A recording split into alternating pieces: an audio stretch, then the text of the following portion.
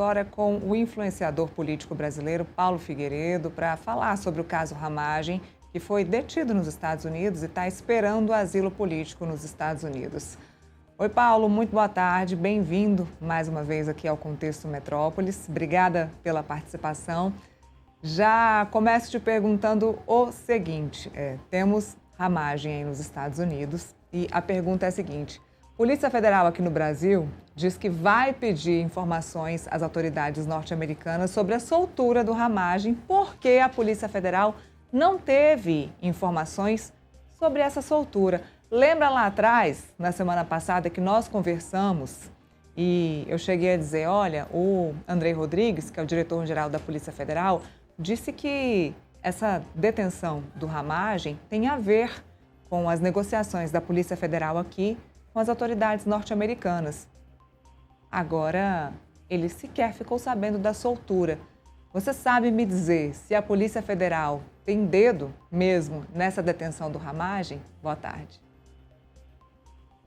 Boa tarde, Neila. Obrigado pelo convite mais uma vez. O Metrópolis saiu na frente aqui no seu programa dizendo que, dando espaço pelo menos para que eu pudesse mostrar que a tal cooperação da Polícia Federal alardeada em uma nota unilateral pela instituição e pelas falas também do diretor-geral da corporação, o famoso Andrei, não era uma cooperação real, pelo menos não uma cooperação real na forma que a lei mostra. E era muito fácil de ver isso, não só porque nós tínhamos acesso aos documentos de detenção do Ramagem, que depois o Metrópolis também teve acesso, e mostravam que se tratava de uma questão imigratória, quando natural em uma cooperação internacional contra o crime organizado, como dizia a nota da PF, seria que o processo fosse feito através de uma extradição, né? E nós explicamos aqui a diferença entre deportação e extradição. E você foi muito precisa em dizer, olha, nós vamos saber quem está falando a verdade. Vamos saber quem está falando a verdade quando o Ramagem for ou não solto. Se ele for deportado para o Brasil, o Paulo está correto. Se ele for liberado, se ele fosse deportado para o Brasil, o Andrei estava correto, e se ele fosse liberado, o Paulo estava correto. No final das contas, o que aconteceu foi que em 48 horas o Ramagem foi liberado e as autoridades americanas se reuniram, sim, com os representantes da Polícia Federal e explicaram, olha, ele foi liberado porque era uma questão imigratória e ele não tem pendências imigratórias, ele tem um processo de asilo em curso e esse processo seguirá normalmente com ele em liberdade, com um reconhecimento, portanto, das autoridades americanas de que elas tinham cometido um erro na detenção do Ramagem, tanto que ele foi solto sem precisar ver um juiz, sem precisar de nenhum tipo de audiência, sem precisar pagar nenhum tipo de fiança e ficou 48 horas em uma cela separada. Acho que no final das contas o Metrópolis fez uma cobertura muito correta sobre esse assunto, eu tenho que registrar aqui, e o tempo mostrou que as minhas suspeitas eram reais. O diretor-geral da Polícia Federal e a instituição em nota estavam mentindo sobre a natureza dessa cooperação que supostamente teria acontecido nos Estados Unidos. Agora, o que está acontecendo em curso nesse momento, e há uma investigação em curso a esse respeito, é entender em que circunstâncias esses contatos entre policiais federais brasileiros e agentes do ICE aconteceram. Paulo, deixa eu colocar o Felipe Monteiro na nossa conversa. Felipe é meu parceiro todos os dias aqui no Contexto. Vou colocar ele aqui no nosso bate-papo. Felipe, sua pergunta para o Paulo Figueiredo, por favor. Boa tarde, Paulo. Prazer estar com você aqui no Metrópolis. Ô, Paulo, a minha pergunta vai no seguinte sentido, né? A gente sabe que o Ramagem tem um pedido de asilo político. Além do Ramagem, outras pessoas também entraram com pedido de asilo político nos Estados Unidos. Você sabe em que pé está esse processo? Se tem uma expectativa de finalizar esse processo antes? E aproveitando também, vou complementar essa pergunta com outra pergunta, né? Ao que tudo indica, né, voltou aquela pressão para voltar a sanção da Lei Magnitsky contra o Alexandre de Moraes. Como é que está esse processo? Você vê alguma expectativa do Alexandre de Moraes voltar a ser sancionado em relação à Lei Magnitsky? Felipe, a satisfação é toda minha estar aqui com você.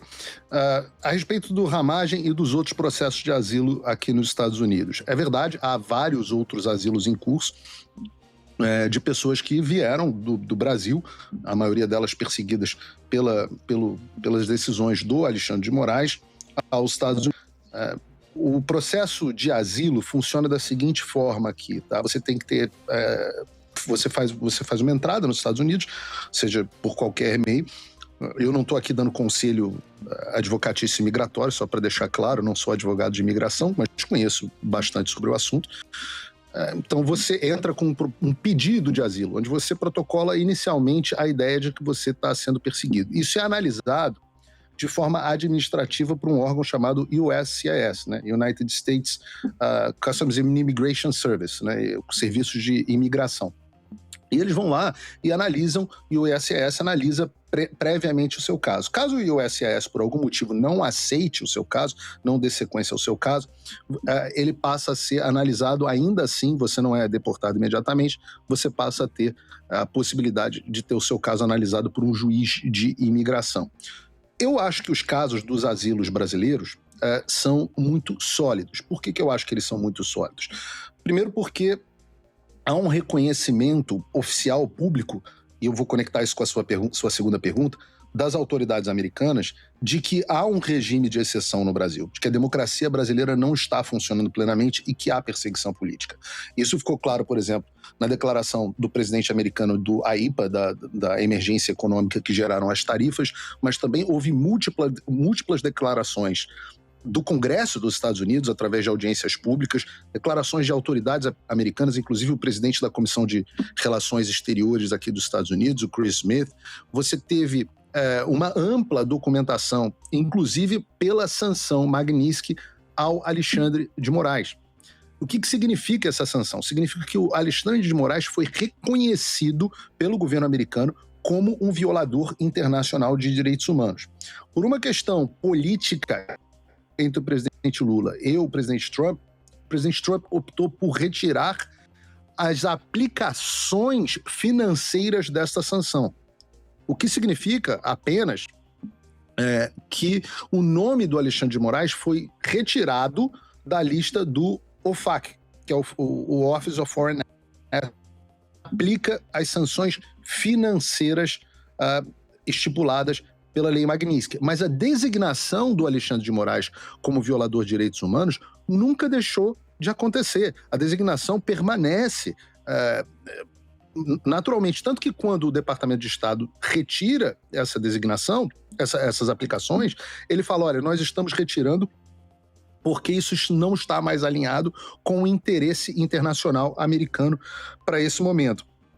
Outra comprovação disso é de que as sanções de visto aplicadas a pelo menos 2 dúzias, ou quase 30 autoridades brasileiras e os seus familiares, inclusive quase todos os outros ministros do Supremo Tribunal Federal, o ex-presidente do Senado, Rodrigo Pacheco, o ex-ministro Ricardo Lewandowski e tantas outras autoridades, os seus vistos continuam cancelados. Então não houve, por parte dos Estados Unidos, uma retirada do seu posicionamento de que há uma violação de direitos humanos no Brasil. De forma que, quando esses casos de asilo chegam nas autoridades, eles são muito robustos, né? Há também reconhecimentos de próprias autoridades brasileiras. Na semana passada, a Câmara dos Deputados, na Comissão de Relações Exteriores, aprovou uma moção reconhecendo de que há uma perseguição exagerada nesta questão do critério do golpe. Esses documentos são documentos do próprio governo brasileiro. O Congresso é um braço do governo brasileiro que são apresentados em processo de asilo. Então, quando você tem processos de asilo tão robustos, eu diria que as chances deles serem recusadas são perto de zero, né? Não digo que são zero porque é um critério humano, subjetivo de análise, mas são próximos de zero. E a sua pergunta sobre a Magnitsky, que se conecta com o que eu estava dizendo aqui agora.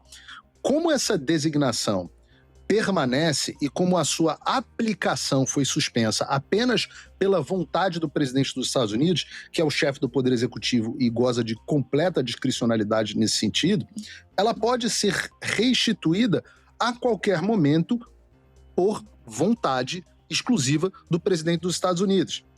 É óbvio que, no que depender de mim, certamente será restituída, né? Nós continuamos aqui o trabalho no sentido de explicar às autoridades americanas o que está acontecendo, com o agravante, e o Metrópolis tem sido campeão em expor esses fatos, com o agravante do critério de corrupção, porque a lei Magnitsky ela trata de de direitos humanos e de casos graves de corrupção internacional. Então, como nós temos um caso grave de corrupção internacional relacionado agora e comprovadamente em relação a Alexandre de Moraes, as chances do retorno das aplicações dessas sanções aumentam. Até porque a relação entre Lula e Trump parece ter degringolado bastante nos últimos meses. O que tem atrapalhado? O que tem atrapalhado é que 100% das atenções americanas têm sido voltadas ao Irã. O Brasil tem tido tem sido difícil chegar à Casa Branca para falar assim, olha, poxa, lembra do Brasil? Né? Eles têm o Irã, tem a questão de Cuba que está ali na mesa deles também para análise. Felizmente o Lula sempre ajuda a gente, né? O Lula sempre ajuda criando confusão e eu acho que ele está, inclusive, cavando uma reação do governo americano na tentativa de salvar a campanha dele que vem naufragando rapidamente. Bom, eu ia te fazer uma outra pergunta, mas com um gancho desse eu vou ter que perguntar. Qual é esse buraco que o Lula está cavando? Conta pra gente.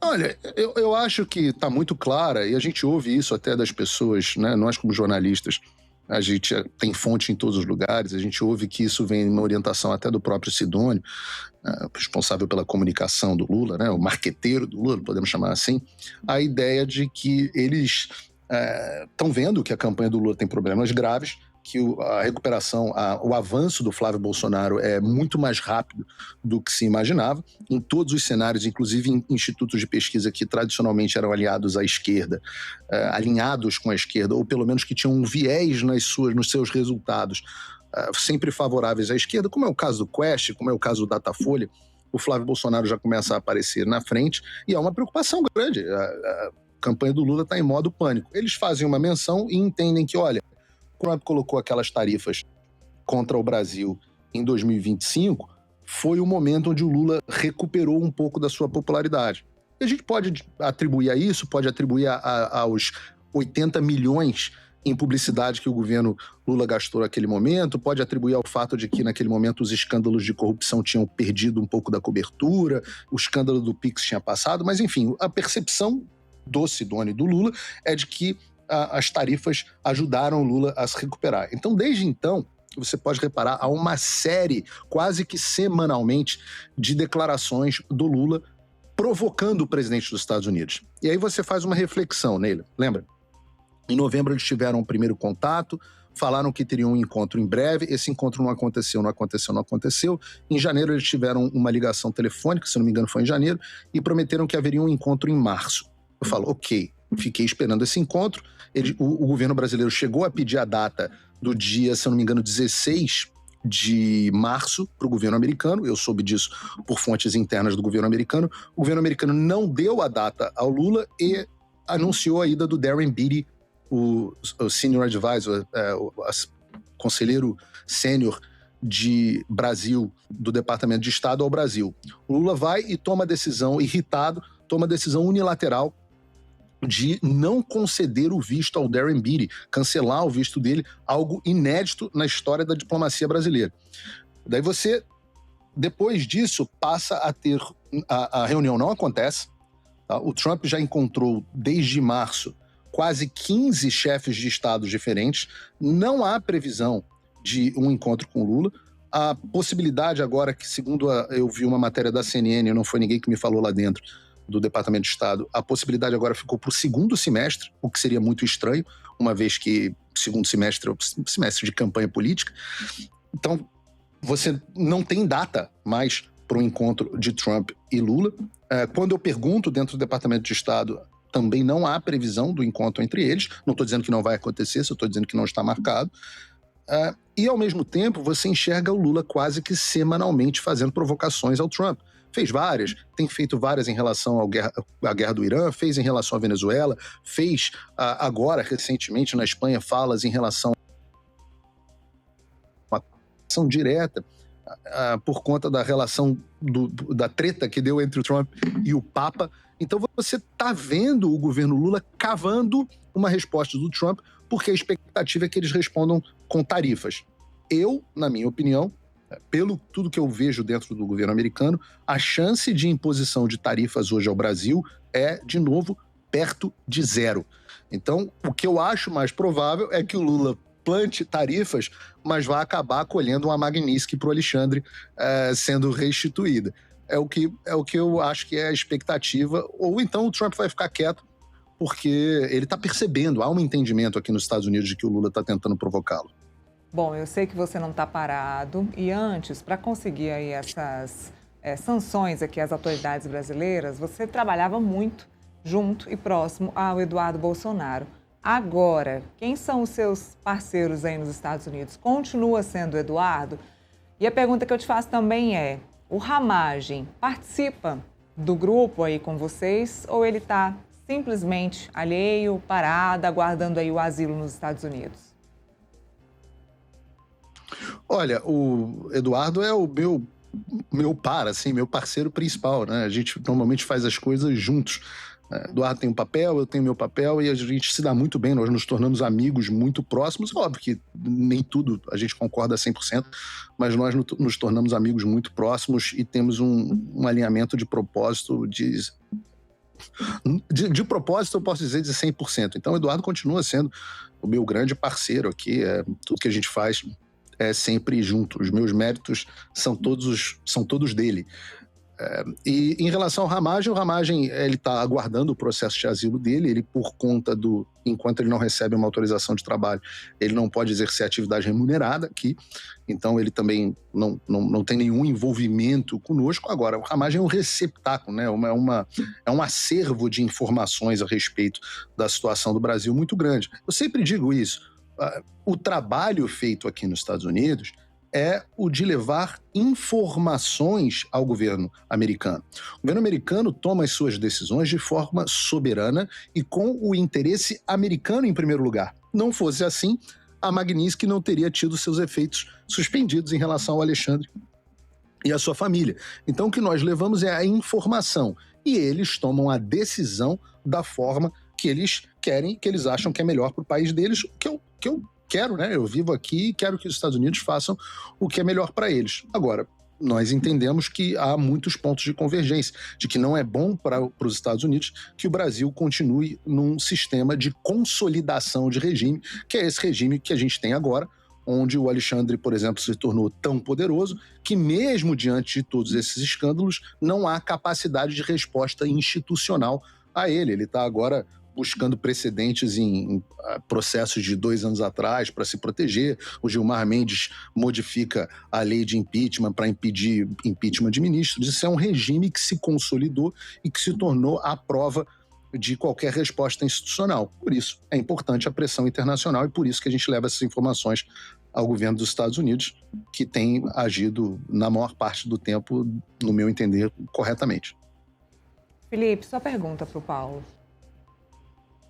Aproveitando a tua resposta a essa pergunta da Neila e a última pergunta da Neila, algumas pessoas veem, né, a posição de você, Eduardo Bolsonaro, em relação a mostrar documentação para os Estados Unidos, até para os Estados Unidos se virarem contra o Brasil, né, no argumento dessas pessoas, né, com uma atitude, de certa forma, golpista, né, e contra o Brasil. Tanto é que o único momento que o Lula, nesse mandato dele, teve uma boa avaliação da população foi exatamente quando ele se colocou contra a sanção do Brasil, contra a sanção do Alexandre de Moraes em relação à lei Magnitsky, falando que estava defendendo a democracia, que estava defendendo a soberania do Brasil. Como é que você vê essa crítica, né, de passar da população a atuação de vocês, né, e como é que você vê a narrativa da esquerda em relação a esse assunto também? Felipe, você falou bem, é muita narrativa, né? Poucos fatos propriamente ditos. Em momento algum, ninguém trabalha contra o Brasil. A gente trabalha contra indivíduos dentro do Brasil que, na nossa visão, usurparam o poder e têm vilipendiado as nossas instituições. Então, obviamente, né, tá aqui a bandeira do Brasil nas minhas costas. Nós trabalhamos em favor do Brasil. E é muito fácil o espectador fazer essa conta. Ora, pelo que nós brigamos? Por liberdade de expressão, por liberdade de manifestação das pessoas, para que presos políticos sejam libertos, para que você tenha liberdade do que falar nas suas redes sociais. Como que isso pode representar um golpe de Estado? Como que isso pode ser ruim? Né? Eu acho que nós deveríamos ter chegado já a um consenso, né? O famoso fim da história, deveria ter estabelecido o consenso de que esse modelo, que é o modelo das democracias liberais, é o modelo mais bem-sucedido e mais próspero para a nossa sociedade. E nós, obviamente, entendemos que, como houve esse processo de consolidação de regime que eu mencionei agora há pouco, não há caminhos para respostas institucionais dentro do Brasil. Por isso que o deputado Eduardo Bolsonaro, ex-deputado agora, fez um sacrifício pessoal em abandonar a sua vida, veio para os Estados Unidos com a mala para passar 3 dias e abandonou a sua vida, abandonou o seu mandato, sabia que ia encontrar reprimendas do Supremo Tribunal Federal, tinha uma eleição garantida para o Senado, era cotado antes até do próprio Flávio para ser candidato a presidente e estaria também liderando as pesquisas caso tivesse sido candidato. Eduardo abre mão de tudo isso e se sacrifica não contra o Brasil, mas em favor do Brasil e contra estes indivíduos que usurparam poder. Agora, há um conceito importante que eu acho que precisa ser esclarecido, que é a respeito, uma separação, né? Primeiro, é discutível se a recuperação do Lula de popularidade ali em setembro e outubro de 2025 aconteceu por conta das tarifas, né? Existe uma falácia que se algo aconteceu depois, não necessariamente significa que aconteceu por causa, né? Então, de fato, essa aconteceu depois, mas houve outros fatores. Por exemplo, naquele momento os escândalos de corrupção tinham sumido do noticiário, você teve uma injeção colossal de dinheiro, sem precedentes na história, em publicidade por parte da SECOM. Então você teve muitos fatores que contribuíram com a aprovação da população do Lula. Nós fazemos pesquisas, inclusive dentro da campanha do Flávio, eles fazem também, nós fazemos pesquisas para saber como que a população enxerga determinadas coisas. As tarifas, nós não éramos favoráveis, Eduardo Bolsonaro e eu não éramos favoráveis. Nós somos gratos pela iniciativa do governo Trump, mas nós nunca pedimos essas tarifas e, pelo contrário, trabalhamos para que elas fossem retiradas na maior velocidade possível e eu acho que fomos muito bem-sucedidos, bem mais sucedidos até do que o próprio governo Lula. Mas a população, a aprovação das tarifas é alguma coisa perto de 40%, ou era alguma coisa perto de 40% no ano passado. Quando você chega na aprovação da aplicação da Lei Magnitsky, esse número já passa de 70%. Era 60 e pouco no ano passado. Eu acho que depois do escândalo do Banco Master, as pessoas aprovam mais de 70% a aplicação das sanções Magnitsky contra o Alexandre de Moraes. Então, essa separação é importante, Felipe. Tarifas são ruins, nós não queremos tarifas. Sanção Magnitsky contra o Alexandre de Moraes e, preferencialmente, outros indivíduos, acho que o Gilmar Mendes é um candidataço por uma sanção Magnitsky, por exemplo, essas são muito bem avaliadas pela população. E olha, eu vou contar um negócio para vocês. Foi um partido político grande no Brasil, rodou uma pesquisa em janeiro e outra em fevereiro para ver qual era o tema número 1 de importância para os brasileiros nesse momento. E, historicamente, a gente sempre espera que venha emprego, segurança e saúde ali no primeiro lugar, sempre brigando. Foi pela primeira vez nós vimos, durante 2 pesquisas consecutivas, eu não vi a pesquisa de março, não tive acesso, mas em janeiro e fevereiro eu posso dizer a vocês que o item número 1 de preocupação do povo brasileiro era impeachment de ministro do STF. Então, o meu entender pessoal é de que sanções Magnitsky contra ministros do Supremo Tribunal Federal hoje em dia teriam enorme adesão da população, que mostrou, inclusive, foi às ruas em massa em São Paulo com cartazes falando de Magnitsky. Teve até gente que ficou chateada com a bandeira dos Estados Unidos, mas a população, eu acho que vê isso de forma positiva, Felipe. Paulo, só para complementar a pergunta, Paulo, você falou que não trabalha junto com o Eduardo Bolsonaro para sancionar o Brasil, mas sim para sancionar indivíduos. Quem seriam esses indivíduos? Olha, todos que a gente conseguiu sancionar foram algumas dezenas, eu nem consigo me lembrar da lista inteira, né? Mas nós tivemos aí todos os ministros do Supremo Tribunal Federal, menos o Luiz Fux,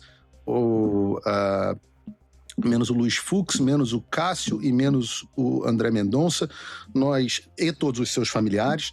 Nós tivemos sanções ao secretário-geral, o ex-secretário-geral do TSE, José Levi, nós tivemos sanção contra o Benedito Missão Dada, Missão Cumprida, nós tivemos sanção contra Rodrigo Pacheco, ex-presidente do Senado, nós tivemos sanção contra funcionários do gabinete lá do Alexandre de Moraes, inclusive o seu juiz auxiliar, nós tivemos sanções contra... agora, se o Bessias passar, ele é bom que ele já está sancionado, já entra sancionado no STF e se mantém como seus colegas, está ali no mesmo nível. As sanções são contra esse indivíduo. Se nós pudermos ampliar, eu gostaria muito, por exemplo, de sanções Magnitsky a outros ministros do Supremo Tribunal Federal e, dependendo do comportamento de certas autoridades do Congresso Nacional, a elas também. Bom, Paulo, te agradeço muito. Entrevista aqui mais uma vez conosco. A gente segue acompanhando o seu trabalho aí nos Estados Unidos. Por favor, qualquer novidade, nos avise. Te agradeço mais uma vez. Eu que agradeço sempre o convite. Parabéns pelo trabalho jornalístico do Metrópolis. Um abraço a você e ao Felipe. Um abraço. Até a próxima.